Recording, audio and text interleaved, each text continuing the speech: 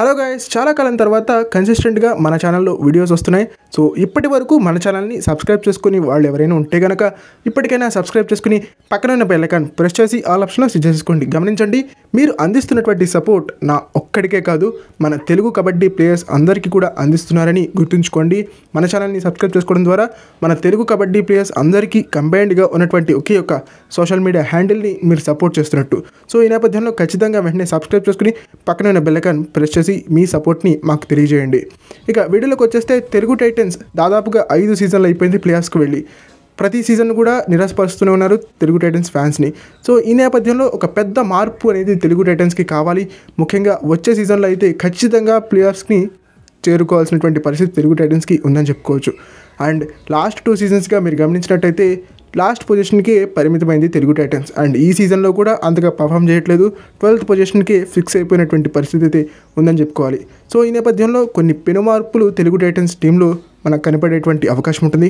ముఖ్యంగా వాళ్ళు ఒక యంగ్ సెన్సేషనల్ రైడర్ని పిక్ చేసుకోవాల్సి ఉంటుంది ఆప్షన్ త్రూ కానీ ఎన్వైపీ ట్రయల్స్లో కానీ. ఏ విధంగా అయితే రాహుల్ చౌదరి ఇంతవరకు తెలుగు టైటన్స్ టీంకి ఉండేవాడు, పవన్ సెరావత్ బెంగళూరు బుల్స్కున్నాడు, అదేవిధంగా తెలుగు టైటన్స్కి కూడా ఇప్పుడు ఒక సూపర్ స్టార్ అర్జెంట్గా కావాలి. ఆ సూపర్ స్టార్ ప్లేయర్ ఎవరనేది ఆక్షన్ తర్వాత మనకు తెలిసేటువంటి అవకాశం ఉంటుంది.